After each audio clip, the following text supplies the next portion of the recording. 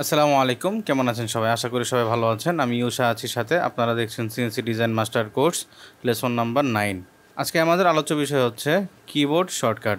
আমরা কিভাবে আর্টক্যাম 2008-এ কিবোর্ড শর্টকাটের মাধ্যমে আমাদের কাজের গতি বাড়াতে পারি এবং কোন কোন কিবোর্ড শর্টকাটগুলো আমাদের খুব বেশি দরকারি, সেই বিষয়গুলো নিয়ে আজকে আমরা কথা বলবো। তো চলুন কথা না বাড়িয়ে ভিডিও শুরু করি। ভিডিও শুরু করার পূর্বে আপনাদের কাছে অনুরোধ থাকবে, যারা আমার চ্যানেলে নতুন, চ্যানেলটি সাবস্ক্রাইব করবেন, পাশে থাকা বেল আইকনটি প্রেস করবেন এবং বেশি বেশি শেয়ার করবেন, কমেন্ট বক্সে আপনাদের মতামত জানাবেন। তো চলুন ভিডিওটি শুরু করা যাক। তো আমাদের স্ক্রিনে আমরা দেখতে পাচ্ছি যে আমাদের যেই সিএনসি ডিজাইন মাস্টার কোর্সের যে ফোল্ডারটা, এটা অলরেডি আপনাদেরকে আমি দিয়েছি। যারা এখনও পাননি, আমার টেলিগ্রাম গ্রুপে ফাইলসের মধ্যে গিয়ে অবশ্যই সেটা দেখে নেবেন, ওইখানে দেওয়া আছে এবং এটার যে জিপ যে পাসওয়ার্ডটা সেটাও আমাদের গ্রুপটার মধ্যে দেওয়া আছে। যারা আমার টেলিগ্রামে এখনও জয়েন হয়নি, জয়েন হয়ে নেবেন। আমার ডিসক্রিপশন বক্সে লিঙ্ক দেওয়া থাকবে। আমরা যেটা করব, এখান থেকে হচ্ছে আমাদের যে ফোল্ডারটা রয়েছে সেই ফোল্ডারটার মধ্যে প্রবেশ করব। ফোল্ডারটার মধ্যে প্রবেশ করার পর আমরা নিচে একটু লক্ষ্য করবেন যে এখানে একটা ইমেজ দেওয়া আছে, যে ইমেজটার নাম হচ্ছে কিবোর্ড শর্টকাট। এই কিবোর্ড শর্টকাটে যদি আমি এখন ক্লিক করি, তাহলে একটা ইমেজ আমরা দেখতে পাবো, যেটা অলরেডি আপনাদের কাছে রয়েছে। এখন আমরা এটার মধ্যে কি রয়েছে এটা একটু এক্সপ্লেন করব। তো চলুন দেখি একে একে এগুলোর মধ্যে কি আছে সেটা আমরা দেখে নিই। তো সর্বপ্রথম রয়েছে এখানে উপর আমি একটা হেডিং লিখে দিয়েছি, এখানে লেখা আছে হচ্ছে মোস্টলি ইউজ আর্টক্যাম 2008 কিবোর্ড শর্টকাট। যে কিবোর্ড শর্টকাটগুলো আর্টক্যাম 2008-এ খুব বেশি ব্যবহৃত হয়। এই শর্টকাটগুলো দ্বারা আমাদের কাজের গতি অনেক বৃদ্ধি করতে পারি। আমরা যতগুলো সফটওয়্যার ইউজ করি না কেন, আমাদের যেই কম্পিউটারে, শুধু আর্টক্যাম না, আর্টক্যাম ব্যতীতও যত ধরনের সফটওয়্যার রয়েছে সবগুলো সফটওয়্যারে মোটামুটি এই শর্টকাট কিগুলা ব্যবহৃত হয়। যেমন প্রথমে রয়েছে কন্ট্রোল জেড, যেটা দেওয়া হয় আনডু করা যায়, কন্ট্রোল ওয়াই রিডো করা যায়। এটা আবার অনেক জায়গায় হচ্ছে কন্ট্রোল শিফট জেড দিলে রিডো হয়ে যায়।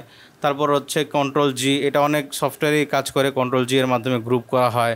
দেন হচ্ছে কন্ট্রোল ইউ আনগ্রুপ করা হয়। এটা আবার কোনো সফটওয়্যারে কন্ট্রোল শিফট জি দিলে আনগ্রুপ হয়ে যায়। তারপর হচ্ছে গিয়ে একদম কমন যেটা কন্ট্রোল এ, এটা সব সফটওয়্যারই সমানভাবে কাজ করে। কন্ট্রোল এ দিয়ে হচ্ছে অল সিলেক্ট, যতগুলো সাবজেক্ট থাকবে বা অবজেক্ট থাকবে আমাদের পেজে সবগুলো একসাথে সিলেক্ট হয়ে যায়। দেন হচ্ছে কন্ট্রোল এস, যে কোনো ফাইল সেভ করার জন্য। তারপর রয়েছে কন্ট্রোল সি, কপি করার জন্য। তারপর রয়েছে কন্ট্রোল ভি, পেস্ট করার জন্য। এখানে আরও একটা অ্যাড করতে পারি চাইলে আমরা, কন্ট্রোল এক্স, যেটা দিয়ে হচ্ছে কাট করা হয়। ঠিক আছে, এখানে লেখা নাই, আমি বলে দিচ্ছি আপনাদেরকে। সেটা হচ্ছে কন্ট্রোল এক্স, যেটা দিয়ে হচ্ছে আমরা পেজটাকে কাট করব, বা যে কোনো একটা অবজেক্ট বা একটা সাবজেক্টকে আমরা যদি কাট করতে চাই, কন্ট্রোল এক্স দিয়ে কাট করব এবং হচ্ছে কন্ট্রোল ভি দিয়ে আবার পেস্ট করতে পারবো। আচ্ছা, তো আমরা এখন একে একে দেখব নোট এডিটিং, এটা দিয়ে কি হয়। আমাদের এখানে সফটওয়্যারটি ওপেন হয়ে গিয়েছে। আমরা একটা পেজ নিচ্ছি, পেজটা আমি নিচ্ছি মিলিমিটারে নিচ্ছি হচ্ছে ধরুন 500/500। আমি একটা 500/500-এর একটা পেজ নিয়ে নিচ্ছি। দেন আমরা ওকে করে আমরা হচ্ছে সফটওয়্যারের মধ্যে প্রবেশ করলাম। দেন আমাদের যেটা করতে হবে, গত পর্বে আমরা অবশ্য এখানে এই ট্রান্সফর্ম ভেক্টর নিয়ে বিস্তারিত আলোচনা করেছি। যারা এখন ওই ভিডিওটি দেখেননি, অবশ্যই আই বাটনে ক্লিক করে অথবা আমার ডিসক্রিপশন বক্স চেক করে ওইখান থেকে হচ্ছে আপনাদের এই ট্রান্সফর্ম ভেক্টরের ভিডিওটি দেখে নেবেন। এখানে অনেকগুলো বিষয় নিয়ে আমি আলোচনা করেছি, যেগুলো হয়তো অনেকে জানতেন না, আপনাদের অনেক উপকার হবে। আচ্ছা, দেন আমাদের আলোচ্য বিষয় হচ্ছে আজকে কিবোর্ড শর্টকাট। তো কিবোর্ড শর্টকাটের জন্য আমরা প্রথমত একটা রেক্ট্যাঙ্গেল নিব।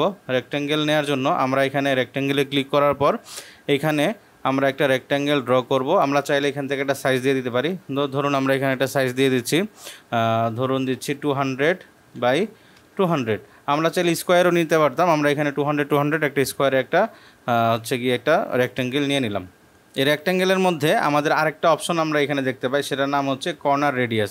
আমি এখানে একটু মার্ক করে দিচ্ছি, এটার নাম হচ্ছে কর্নার রেডিয়াস। এই কর্নার রেডিয়াস দিয়ে কিন্তু খুব সুন্দর একটা কাজ করা যায়, যেটা আমরা অনেক সময় ম্যানুয়ালি করে থাকি। সেই কাজটা কি, সেই কাজটা আমরা এখন দেখতেছি। ধরুন আমি এখানে 200/200-এর একটা বক্স নিয়েছি। আমরা চাচ্ছি যে আমাদের কর্নারটুকু ধরুন 1 ইঞ্চি সমপরিমাণ, ধরুন হচ্ছে কি কার্ভ হবে। ধরুন 1 ইঞ্চি সমপরিমাণ জায়গা হচ্ছে ধরুন 25 মিলিমিটার। আমি যদি এখানে 25 লিখি, তাহলে কি হবে, আমি যদি এখানে ক্রিয়েট করি এখন, তাহলে দেখবেন আমাদের যে পেজের যে রেক্ট্যাঙ্গেলটা ক্রিয়েট হয়েছে, এটার চারো সাইড থেকে হচ্ছে গিয়ে 1 ইঞ্চি সমপরিমাণ জায়গা কিন্তু রেডিয়াস হয়ে গিয়েছে। ঠিক আছে, এটাই হচ্ছে গিয়ে রেডিয়াস, কর্নার রেডিয়াসের যেই হচ্ছে গিয়ে বিষয়টা। তারপরে আরও একটা বিষয় আমরা করতে পারি। ধরুন এটাকে আমি এখানে সাইডে রাখতেছি, এখানে আরেকটা আমি বক্স নিলাম, যেটার সাইজও আমি দিয়ে দিচ্ছি হচ্ছে ধরুন 200 200। এখানে আমি সেম কাজটাই করতেছি, 25 নিচ্ছি, একটা 1 ইঞ্চি একটা রেডিয়াস নিচ্ছি। কিন্তু এবার আমরা যেটা করব সেটা হচ্ছে ইনভার্ট কর্নার দিব। ইনভার্ট কর্নার্স যদি দেই তাহলে দেখুন এখানে যদি আমি এখন ক্রিয়েট করি, ঠিক খুব সুন্দর একটা ডিজাইন অনুযায়ী কিন্তু আমাদের ভিতরের দিকে সেই রেডিয়াসটা চলে আসছে। এই কাজগুলো কিন্তু আমরা অনেক সময় ম্যানুয়ালি করে থাকি। ম্যানুয়ালি করতে গিয়ে দেখা যায় যে 4 কোণা সবসময় এক মিল থাকে না, একটা এক সাইজের হয়ে যায়। আমরা চাইলে কিন্তু খুব সহজে এই কাজটা এই ট্রান্সফর্ম ভেক্টরের মধ্যে দিয়ে কিন্তু করে নিতে পারি। তো আশা করি আপনারা বুঝতে পেরেছেন। পরবর্তীতে আমাদের যেই অনেক সময় এই কাজগুলো আসলে কিন্তু আমরা সহজে এই জিনিসগুলো আমরা কিন্তু এই টুলসটার মাধ্যমে কিন্তু করে নিতে পারি। আচ্ছা, তো আমরা আসি নেক্সট আমাদের যে কাজগুলো, সেটা হচ্ছে আমরা এগুলো ডিলিট করে দিচ্ছি। আমরা এবার একটা নর্মাল একটা বক্স নিচ্ছি, আবারও নিয়ে নিতেছি 200/200। এখানে আমি ক্রিয়েট করে দিতেছি, ক্লোজ করে দিতেছি, এটাকে ডিলিট করে দিই। ওকে, এখন আমি এখানে এটাকে সেন্টার করে দিচ্ছি। দেখুন আমরা এইখানে যে ভেক্টরটা নিয়েছি, এই ভেক্টরটাকে যদি আমি যে পেজটা আছে আমার পেজের সেন্টার যদি করতে চাই তাহলে আমরা হচ্ছে এই টুলসটা ব্যবহার করতে পারি। এটাকে বলা হয়েছে অ্যালাইনমেন্ট টুলস। অ্যালাইনমেন্ট টুলস এখানে টোটাল 7টা আছে, আমরা প্রত্যেকটা নিয়ে আলোচনা করব, তবে এই ভিডিওতে না, এটার একটা আলাদা একটা ভিডিও থাকবে পজিশনিং এবং হচ্ছে ট্রিম ভেক্টর নিয়ে, তখন হচ্ছে আমরা এই বিষয়গুলো একটু দেখে নিব। আপাতত আমরা এটা দেখি যে কোনো একটা ভেক্টরকে যদি একটা পেজের সেন্টার করতে হয় তাহলে হচ্ছে আমরা এখান থেকে সেন্টার ভেক্টরটাতে ক্লিক করতে পারি, অথবা আমাদের যে কিবোর্ড শর্টকাটের যে বিষয়টা, এখানে একটা অপশন আছে, সেটার নাম হচ্ছে F9। F9 হচ্ছে কি পেজ সেন্টার করার জন্য, মানে একই কাজ করা হয় কিন্তু সেটা হচ্ছে কিবোর্ড শর্টকাটের মাধ্যমে। আচ্ছা, আমরা যদি কিবোর্ড থেকে F9টা প্রেস করি তাহলে কিন্তু আমাদের যে কোনো একটা অবজেক্ট কিন্তু আমাদের পেজের সেন্টার হয়ে যাবে। তো আমরা এখানে একটু প্র্যাকটিক্যালি দেখি আবার জিনিসটা। ধরুন আমাদের এইটা এখন এইখানে আছে, ঠিক আছে, এটা ধরুন পেজের সেন্টারে নাই, এখানে আছে। আমি যদি এখন কিবোর্ড থেকে F9 প্রেস করি, F9 বলতে একদম কিবোর্ডের উপরের সারিতে দেখবেন কি আছে, F1 F2 F3 করে F12 পর্যন্ত থাকে, প্রত্যেকটা কিবোর্ডেই আপনারা পেয়ে যাবেন। এর ল্যাপটপেও পাবেন হচ্ছে, এবং আমাদের এক্সটার্নাল যে বড় কিবোর্ডগুলো সেগুলোর মধ্যেও পাবেন। ওইখান থেকে যদি আপনি F9টা প্রেস করেন তাহলে কিন্তু যে কোনো অবজেক্ট বা ভেক্টর কিন্তু আমাদের ওই পেজের সেন্টারে চলে আসবে। আপনারা এটা ট্রাই করে দেখবেন। আবার অনেকে ল্যাপটপ ইউজারদের হয়তো F9 ডিরেক্ট কাজ না করতে পারে কিছু কিছু ল্যাপটপের ক্ষেত্রে, তখন আপনারা যেটা করবেন, একটু ট্রিক করতে হবে। এখানে আমাদের কিবোর্ডের কন্ট্রোল, যেখানে গত পর্বে আমি দেখিয়েছি যে কন্ট্রোল কোথায় থাকে, কন্ট্রোলের পাশে একটা FN নামে একটা বাটন থাকবে। ওই FN বাটন প্রেস করে ধরে যদি আমি কিবোর্ড থেকে F9টা প্রেস করি তাহলে কিন্তু সেই একই কাজটা হয়ে যাবে। আশা করি আপনারা বুঝতে পেরেছেন। আমি স্ক্রিনে দেখাইও দিচ্ছি যে FN বাটন কোনটা। দেন আমাদের কাজ কি, এখান থেকে এখন একে একে দেখা নোড এডিটিং দিয়ে আসলে কি করা যায়, ঠিক আছে। তো প্রথমত আমি এটাকে সিলেক্ট করলাম এবং কিবোর্ড থেকে প্রেস করলাম। প্রেস করার সাথে সাথে দেখবেন যে আমাদের যে রেক্ট্যাঙ্গেলটা ছিল, রেক্ট্যাঙ্গেলের কালারটা কিন্তু চেঞ্জ হয়ে গিয়েছে, ব্ল্যাক কালারে রূপান্তরিত হয়েছে, এবং এখানে 4টা কর্নারে 4টা পয়েন্ট দেখা যাচ্ছে। একটা পয়েন্টের কালার হচ্ছে গ্রিন, বাকি সবগুলো হচ্ছে ব্ল্যাক, ঠিক আছে। তো এখন এখানে এইটা এখন আমরা কি করতে পারবো, এডিট করতে পারবো আমাদের ইচ্ছা অনুযায়ী, ঠিক আছে। এটাকেই বলা হয় নোড এডিটিং মোড, ঠিক আছে। এটার একটা কিও আছে। আমরা যদি এখান থেকে যদি দেখি ট্রান্সফর্ম ভেক্টরের আগে দুইটা কিন্তু এখানে টুলস রয়েছে, যে টুলসটার প্রথমটা হচ্ছে সিলেক্টর ভেক্টর, আর একটা হচ্ছে কিন্তু নোট এডিটিং, ঠিক আছে। প্রথমটা হচ্ছে কি সিলেক্ট ভেক্টর, আর একটা হচ্ছে কি নোট এডিটিং। এটারই শর্টকাট কি হচ্ছে কিবোর্ড থেকে প্রেস করা, ঠিক আছে। এটা চাইলে আমরা এখান থেকেও ওপেন করতে পারি, অথবা কিবোর্ড থেকে প্রেস করে সেটা কিন্তু চালু করে দিতে পারি। আচ্ছা, এখন আমি যেটা করব, কিবোর্ড থেকে আবারও প্রেস করতেছি। প্রেস করার পর এটা ব্ল্যাক কালার হয়ে গেলে যখনই আমরা যে কোনো একটা কোণা প্রেস করে যদি আমি এইভাবে করি, এটা কিন্তু আমাদের মাউসের সাথে সাথে কিন্তু এডিট হচ্ছে, মানে আমি যেদিকে মাউসটা নিচ্ছি সেদিকে কিন্তু সেটা যাচ্ছে। এইভাবে যে কোনো কর্নার ধরে যদি আমি এইভাবে মুভ করি তাহলে কিন্তু সেটা মুভ হচ্ছে আমাদের কার্সারের সাথে সাথে। আচ্ছা, এটা হচ্ছে নোট এডিটিং মোডে নিয়ে আসা। তারপরে যে শর্টকাটটা সেটা হচ্ছে কি এ দিয়ে কি হয়, কার্ভ করা হয়। কিভাবে কার্ভ করে আমি দেখাই দিচ্ছি। আমাদের এইখান থেকে নিয়ে এই পর্যন্ত একটা পয়েন্ট দেখতে পাচ্ছেন, এবং মাঝে একটা লাইন। এই লাইনের মাঝেই যখন আমি মাউসের কার্সারটা নিয়ে যাচ্ছি তখন কিন্তু দেখবেন মাউসের কার্সারটা কিন্তু রং চেঞ্জ হচ্ছে, মানে ব্ল্যাক কালার থেকে হোয়াইট কালারে চলে আসতেছে। যখন এটা হোয়াইট কালার হচ্ছে তখন যদি আমি কিবোর্ড থেকে প্রেস করি তাহলে দেখবেন এটা অটোমেটিকলি কিন্তু এটা কার্ভ হয়ে যাচ্ছে। তার মানে কি আমরা এর মাধ্যমে যে কোনো একটা ভেক্টরকে কিন্তু ফুল কার্ভ করতে পারি, ঠিক আছে। আমি যদি এই পাশে দিই এখানেও কিন্তু ঠিক একইভাবে কার্ভ হবে, এখানেও একইভাবে কার্ভ হবে, ঠিক আছে। আমরা চাইলে কিন্তু এটা খুব সুন্দরভাবে একটা কার্ভ করে নিতে পারি।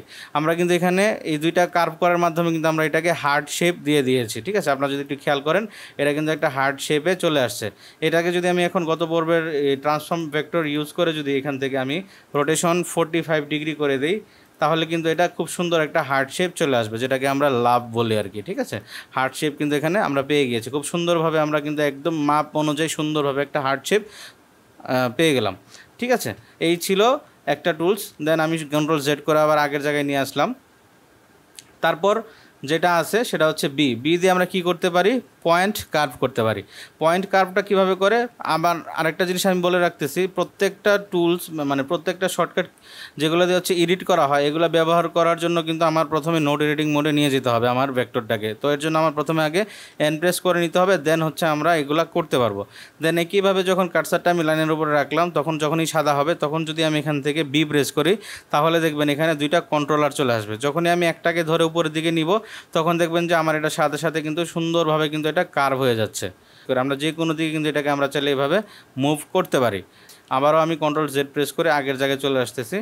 তারপর হচ্ছে এখানে সি দিয়ে কি করা হয়, সি দিয়ে হচ্ছে গিয়ে কাট করা হয়। কি কাট করা হয়, যে কোনো ভেক্টরের কোনো একটা অংশ যদি আমি কাট করতে চাই, তাহলে কিন্তু আমার সি প্রেস করলে সেটা কেটে যাবে। এবং সি প্রেস করার জন্য কিন্তু এন প্রেস করা জরুরি না, মানে ওইটা শর্ত না। আমরা নর্মাল মোডেও যদি আমি এখন এখানে সি প্রেস করি, তাহলে কিন্তু আমার এই জায়গাটা এখানে কেটে যাবে। আবার যদি এখানে সি প্রেস করি, তাহলে কিন্তু এইটুকু জায়গা কিন্তু আমরা আলাদা করে ফেললাম। ঠিক আছে, সি প্রেস করে কী হয়, যে কোনো একটা ভেক্টরের কোনো একটা অংশ যদি আমি কাটতে চাই, তাহলে ওই ভেক্টরের ওই পর্যায়ে মাউসটা রেখে যদি আমি সি প্রেস করি, তাহলে কিন্তু সেটা আলাদা হয়ে যাবে। আশা করি বুঝতে পেরেছেন। দেন আমরা যেটা দেখব সেটা হচ্ছে ডি দিয়ে কি করা হয়, পয়েন্ট ডিলিট করা হয়। তো পয়েন্ট ডিলিটের জন্য কিন্তু অবশ্য আমাদের এন প্রেস করতে হবে। আমরা প্রথমে এন প্রেস করে নিব। এন প্রেস করার সাথে সাথে দেখবেন যে এখানে আবারও আগের নোট রিডিং মোডে চলে আসছে। আমি যদি এখন এ প্রেস করি, তাহলে কিন্তু এই জায়গাটা কিন্তু এখানে আমার কার্ভ হয়ে গিয়েছে। এখান থেকে এই পর্যন্ত কিন্তু একটা পয়েন্টও অ্যাড হয়েছে কিছুক্ষণ আগে যখন আমরা সি দিয়ে কাট করেছিলাম, যার কারণে এখানে একটা পয়েন্ট অ্যাড হয়ে গিয়েছে। তো আমি চাচ্ছি যে না, এখানে এই পয়েন্টটা রাখবো না, পয়েন্টটা আমি চাচ্ছি যে কেটে ফেলবো। তাহলে আমাদের কি করতে হবে, পয়েন্টার উপরে মাউসটা রেখে যদি আমি ডি প্রেস করি, তাহলে কিন্তু আমাদের এই পয়েন্টটা কিন্তু কেটে যাচ্ছে। চাইলে যদি আমি কর্নার থেকে যদি আমি ডি প্রেস করি, তাহলে কিন্তু আমাদের এই কর্নারের যে পয়েন্টটা সেটাও কিন্তু কেটে যাবে। তাইলে আমরা জানলাম যে কোনো একটা পয়েন্ট যদি আমরা কাটতে চাই, তাহলে আমরা যদি কিবোর্ড থেকে ডি প্রেস করি, তাহলে কিন্তু সেই পয়েন্টটা কিন্তু সেখান থেকে কেটে যাবে। দেন কি রয়েছে, F9 অলরেডি আমরা দেখে ফেলেছি F9-এর কাজটা। তারপর হচ্ছে আই কি করে, ডি এর অপোজিট করে, মানে ডি হচ্ছে পয়েন্ট ডিলিট করে, আই হচ্ছে পয়েন্ট অ্যাড করে। ঠিক আছে, দেখুন এখন যদি আমি এখানে কোনো একটা পয়েন্ট অ্যাড করতে চাই, আমি যদি ডি প্রেস করি, তাহলে কিন্তু এখানে একটা পয়েন্ট অ্যাড হয়ে গেল। ঠিক আছে, এটা চাইলে আমি এখন এখান থেকে যে কোনো দিকে কিন্তু মুভ করে সেটার পজিশন আমরা চেঞ্জ করে দিতে পারি। বুঝতে পেরেছি? তো পয়েন্ট অ্যাড করা যায় এবং পয়েন্ট কিন্তু ডিলিটও করা যায়, দুইটাই কিন্তু আমরা করতে পারি। আচ্ছা, দেন আমাদের এখানে কি রয়েছে, যে দিয়ে কি করা হয়, জয়েন করা হয়। যেমন ধরুন আমার কাছে এখানে একটি পলিলাইন রয়েছে এবং পলিলাইনটার মাঝে আমি সি দ্বারা কাট করেছি। ঠিক আছে, এটা এখন একটা আলাদা ভেক্টর এবং এটা হচ্ছে আলাদা আরেকটা ভেক্টর। ঠিক আছে, দুইটা ভেক্টর কিন্তু সেটা কি আছে, এখানে টাচ আছে। ঠিক আছে, মানে একটার সাথে একটা লেগে আছে। এই মতো অবস্থায় যদি আমি এখান থেকে টোটাল দুইটাকে এভাবে ড্র্যাগ করে যদি ধরি, অথবা শিফটের মাধ্যমে যদি ধরি, একাধিক ভেক্টর সিলেক্ট করার জন্য আমাদের শিফট ব্যবহার করতে হয়। শিফট ব্যবহার করে যদি আমি দুইটা লাইনকে ধরি এবং আমি যদি এখন জে প্রেস করি কিবোর্ড থেকে, তাহলে হচ্ছে এখানে একটা অপশন চলে আসবে, যেটার নাম হচ্ছে জয়েন মাল্টিপল ভেক্টর। ঠিক আছে, এটা শুধু যে দুইটা ভেক্টরকে জয়েন করবে তা না, এখানে আপনি চাইলে 100টাও ভেক্টর একসাথে যদি লাগানো থাকে, একটার সাথে একটা টাচ থাকে, তাহলে কিন্তু সেগুলো জয়েন হয়ে যাবে। এখানে দেখা যাচ্ছে, দেখেন নাম্বার ভেক্টর নাও আর নাম্বার ভেক্টরস আফটার, মানে বর্তমানে রয়েছে দুইটা, আর যখনই আপনি জয়েনে ক্লিক করবেন তখন সেটা হয়ে যাবে একটা। আমি যদি এখন এখানে ক্লিক করি, তাহলে কি হবে, এটা একটা ভেক্টরে কিন্তু রূপান্তরিত হয়ে যাবে। আশা করি এই বিষয়টা আপনারা একদম ক্লিয়ারলি বুঝতে পেরেছেন। আচ্ছা, তারপরে কি রয়েছে, আর পয়েন্ট টু পয়েন্ট ডিলিট। আচ্ছা, এইটা কিভাবে কাজ করে, আমি আবারও চলে যাচ্ছি আমাদের সফটওয়্যারে। দেখুন আমি এইটাকে আবার এন প্রেস করলাম, আমি এইখান থেকে চাচ্ছি এইটুকু অংশ আমরা কি করতে যাচ্ছি, কেটে ফেলতে যাচ্ছি। যার জন্য আমার কি করতে হবে, প্রথমত আমার এখানে সি দিয়ে চাইলে আমরা কাটতে পারি, অথবা আমরা যদি এখানে আই প্রেস করি, তাহলে একটা পয়েন্ট কিন্তু অ্যাড হয়ে গেছে। আবার এখানে টাই প্রেস করলেও কিন্তু এখানে একটা পয়েন্ট অ্যাড হয়ে গেছে। চাইলে এখন আমরা কি করতে পারি, এই পয়েন্ট থেকে নিয়ে এই পয়েন্টের লাইনটা যদি আমি ডিলিট করতে চাই, তাহলে আমার মাউসটা এটার উপরে রেখে আমি যদি আর প্রেস করি, তাহলে কি হবে, আমার এইটুকু কিন্তু কেটে যাবে। তার মানে আমরা কি জানলাম, যে আর দ্বারা কোনো একটা পয়েন্টের মাঝের অংশ, একটা পয়েন্ট থেকে আরেকটা পয়েন্টের মাঝের অংশ যদি আমি কাটতে চাই, তাহলে হচ্ছে আমরা আর দ্বারা কাটতে পারি। নোট এডিটিংয়ে যেতে হবে প্রথমে, তারপর হচ্ছে মাউসটা ওই লাইনের উপরে রেখে যদি আমি আর প্রেস করি, তাহলে কিন্তু সেটা কেটে যাবে। আবারও দেখাচ্ছি, ধরুন এখানে এখন এখান থেকে নিয়ে এখান পর্যন্ত একটা পয়েন্ট আছে, সেটার মাঝের অংশ যদি আমি কাটতে চাই আর প্রেস করলে কিন্তু কেটে যাবে। যদি আমি এখানে আবার ক্লিক করি তাহলে কিন্তু এই পয়েন্ট থেকে নিয়ে এই পয়েন্টের মধ্যে যে লাইনটা রয়েছে সেটাও কিন্তু কেটে যাবে। এভাবে কিন্তু আমরা পুরো লাইনটা কাটতে পারবো। আশা করি বুঝতে পেরেছেন। তারপর রয়েছে স্মুথ ভেক্টর। স্মুথ ভেক্টরটা কিভাবে কাজ করে, ধরুন আমার যে ভেক্টরটা রয়েছে এখানে এই এই পাশটা হচ্ছে একদম কর্নার হয়ে আছে, ঠিক আছে। আমি চাচ্ছি যে না এখানে এই কর্নার থাকবে না, এটা স্মুথ কার্ভ হয়ে যাবে। তাহলে কি করতে হবে, এই মাউসটা সেই পয়েন্টের উপরে রেখে যদি আমি প্রেস করি তাহলে দেখবেন যে এইখানের যে কর্নার ভাবটা ছিল সেটা কিন্তু এখন একটা স্মুথ কার্ভে পরিণত হয়েছে। আমরা চাইলে এখন এখান থেকে এইটাকে এভাবে কন্ট্রোল করে যে কোনো শেপ আমরা কিন্তু দিতে পারি। আশা করি বুঝতে পেরেছেন এই এস দিয়ে আমরা কি করতে পারি। আচ্ছা, তারপর রয়েছে ট্রান্সফর্ম ভেক্টর, যেটা আমরা অলরেডি গতকালকে একটা ক্লাসে দেখেছি যে ট্রান্সফর্ম ভেক্টরটা কীভাবে কাজ করে। যে আমরা যদি টি প্রেস করি তাহলে কিন্তু আমরা অটোমেটিকলি ট্রান্সফর্ম ভেক্টরে চলে যাই, এবং আরেকবার যদি টি প্রেস করি তাহলে কিন্তু আমাদের এটার অপশনে চলে যাই, ঠিক আছে। এটা নিয়ে আমরা গত ক্লাস অলরেডি দেখে ফেলেছি, যারা এখনও দেখেননি অবশ্যই ভিডিওটি দেখে নেবেন।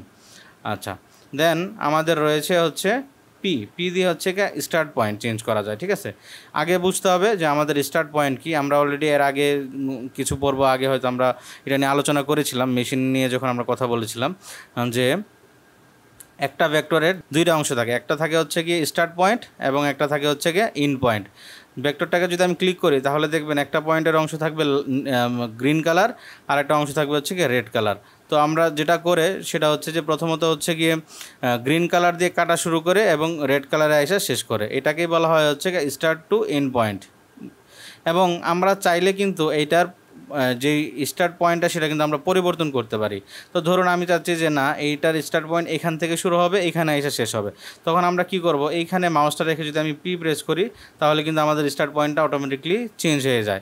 এটার আরেকটা সিস্টেম আছে, আমরা যদি এখান থেকে রাইট ক্লিক করি, রাইট ক্লিক করার পর যদি আমি রিভার্স ভেক্টরে দিই তাহলে কিন্তু আমাদের স্টার্ট পয়েন্টটা উপর থেকে কিন্তু নিচের দিকে চলে আসছে, ঠিক আছে।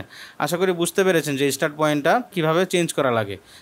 লাইনটা যখন আমরা কাটবে তখন কিন্তু ঠিক এখান থেকে কাটা শুরু করে এখানে আইসা শেষ হবে। আমরা চাইলে সেটাকেও কিন্তু আমরা পরিবর্তন করে দিতে পারি যে না এখান থেকে কেটে ওদিকে যাবে। আশা করি এই সব প্রত্যেকটা টুলস প্রত্যেকটা শর্টকাট আপনাদের ক্লিয়ার হয়ে গিয়েছে। আপনারা একটু প্র্যাকটিস করলেই প্রত্যেকটা শর্টকাট নিয়ে একদম ক্লিয়ার হয়ে যাবেন। আশা করি এখান থেকে নিয়ে এই পর্যন্ত যতগুলো শর্টকাট নিয়ে আলোচনা করলাম প্রত্যেকটা বিষয় নিয়ে কিন্তু আপনারা এখন পর্যন্ত ক্লিয়ার হয়ে গিয়েছেন।